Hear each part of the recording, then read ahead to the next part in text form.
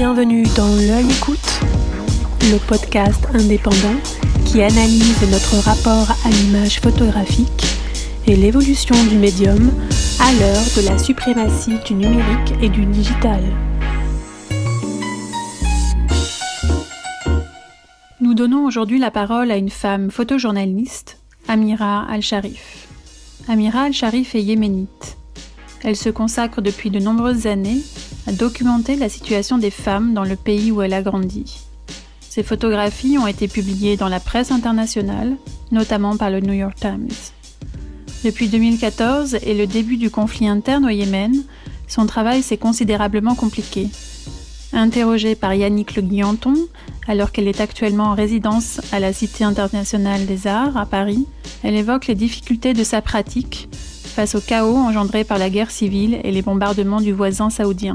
Elle parle surtout de la lumière des gens dont elle croise le chemin et de leur capacité à survivre grâce à l'entraide et la solidarité. Écoutons-la. So, Amira, could you tell me how you came to photography? What gave you the desire to be a photographer? The story started because when I was documenting our house in Saudi Arabia, my father used to have a Polaroid camera. And then we were forced to leave Saudi Arabia because of the Gulf War.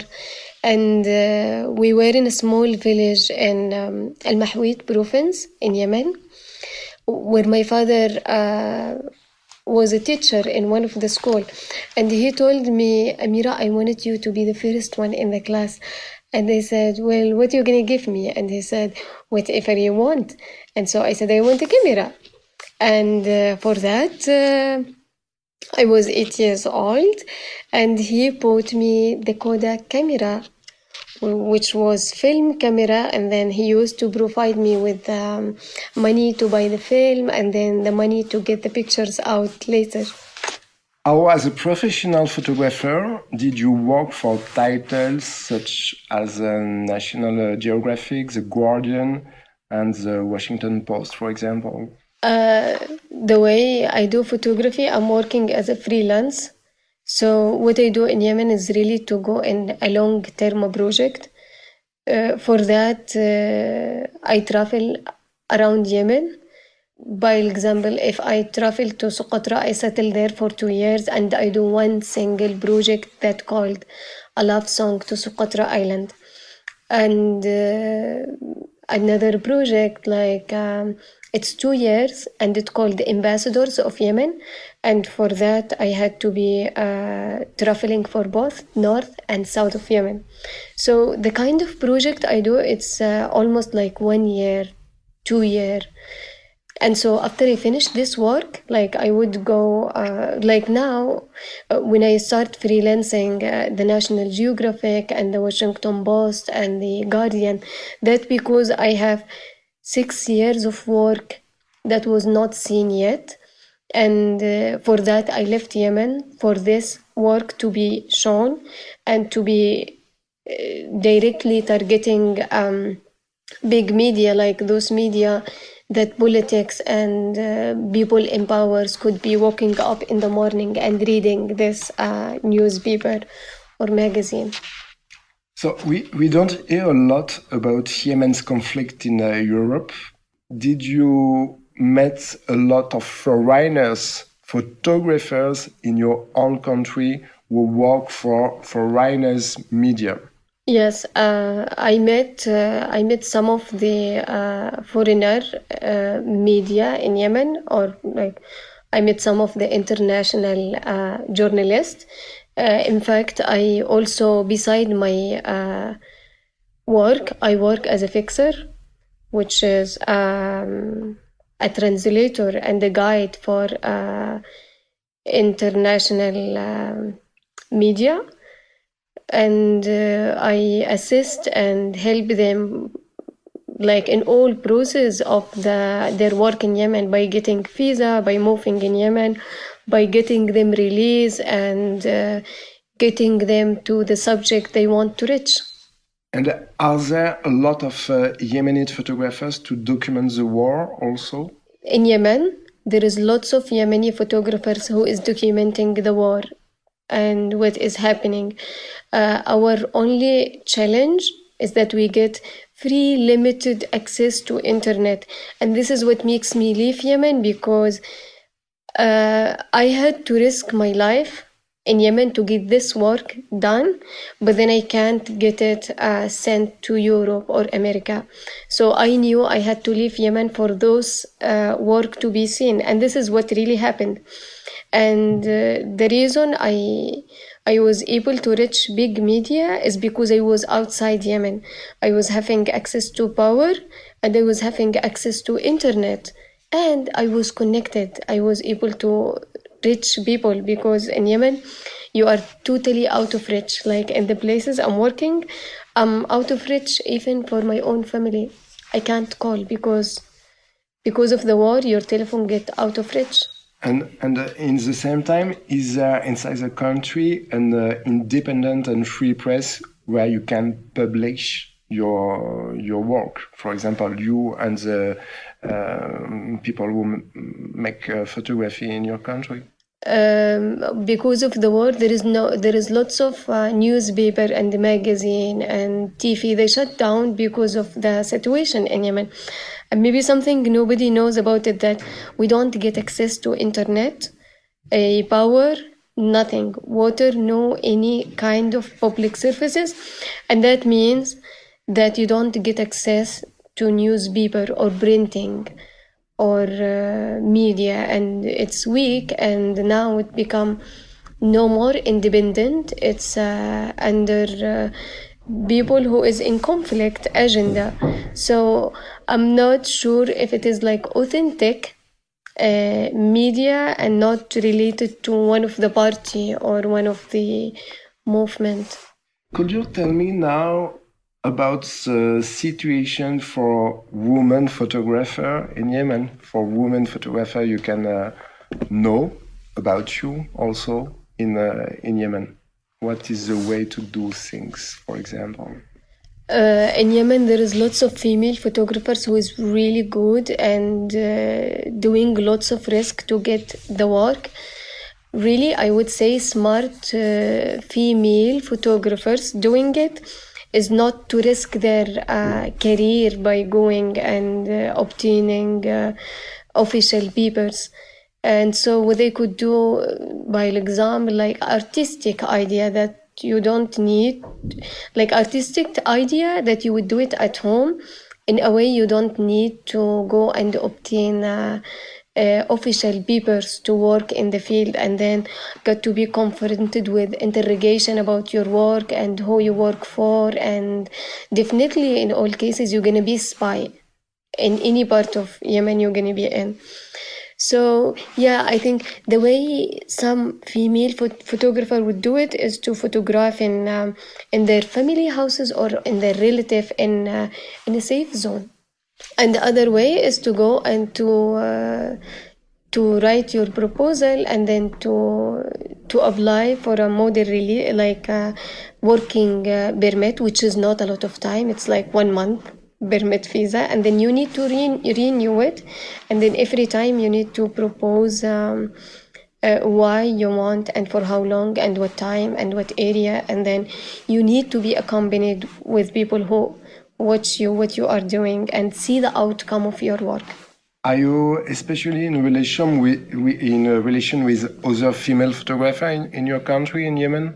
Of course, I'm in relation with lots of female photographers in Yemen, because I also do teaching, and I have lots of my female students all around Yemen. To come back to your work, do you think that your work contribute to highlight to the woman in your country? The type of work I do, or the type of pictures I do, it's different from what we see in media nowadays for Yemen, and especially for the role of women during the war, which I don't think like it's highlighted enough so far, because Yemeni women, they are really working hard to be as a peacemaker during the war and try to solve the issues that get created now by the war in Yemen. Could you explain me, for example, the way you work?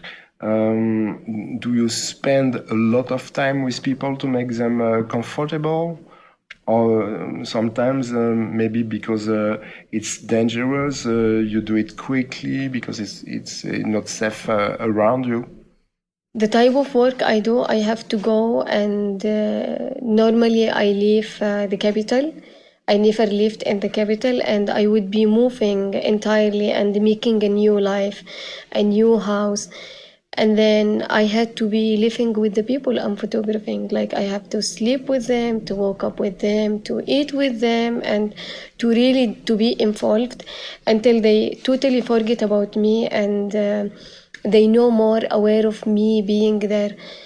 And what I learned so far, that for me as a person, people would be completely accepting me being around, let's say after 9 days.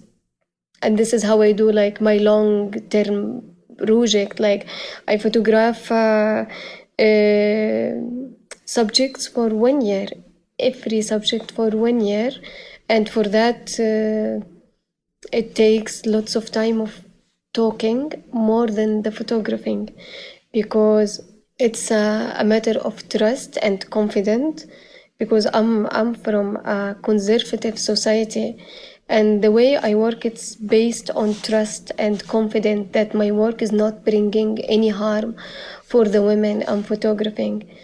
And I have been doing lots of deal with those women. Like, some women, they edited the pictures and they deleted the pictures they don't want, or they later asked me not to publish their pictures. So I'm flexible with anything that could make the work flow, and did not risk stopping the project from continuing in Yemen. For sure, you're still in contact with all the people you met. Exactly. I'm in contact with all the women I met, and we just become friends, and we become like so involved. Like, the last woman I photographed in Hodeidah, after being there for a couple of months doing the documentary, and then collation enter the Husseiniya, I needed to live with her and her babies. So I took them with me to the capital. So it become more, because the fact is, it's not only they are allowing me to photograph them. The fact is that those women whom I am photographing is the reason why the project kept going, because they fighted for me for the project to continue. Because normally someone who you live with for 1 year, it is so boring. And it raised lots of questions from people around them. So why you are letting her around you? Do you know her? And normally they don't know me. So I'm so grateful because of these women. The project keeps going because they fight it the same way I fight it for the project to continue. So despite the war and the poverty in Yemen right now, a big part of your work consists in documenting the life. And more than the life, you talk about the light of people you cross. Could you tell me more about that, about the light who come from people?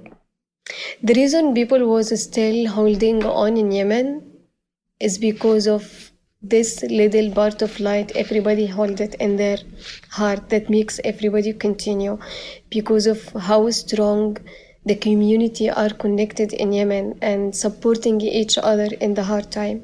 The light is coming because my people in Yemen, we appreciate love and life. And we just wanted it to be alive. And this is the reason. And I think it's an international thing that we wanted it to be alive. Amira, I know you travel a lot all over the world. You won prizes, you've got art residencies, but you miss your country in the same time. What is the next step in your mind when you will be back in Yemen, for example, or Do you know what you will do after your residency here at la Cité internationale des arts? My dream when I go back to Yemen is to start doing a movie. A movie? Oui. I'm still photographer for 17 years, and now being in Paris, I'm really lucky because now I wanted to start studying filming, and once I'm in Yemen again, I'm gonna start doing. And could you tell me a bit more about that, about the story you've got in mind, or? It is the same project. I wanted to film the same project, Yemeni women with fighting spirits. So basically all those women you have been seeing in my life, like in my last 17 years of life, you're going to be seeing them in movie. And that is even much yeah, because nicer. You've got short film. Huh? You show me short film. Yeah, I have short films, but now we wanted to do it with technique. You want a huge one? Oui. Okay. So good luck and thank you so much. Thank you.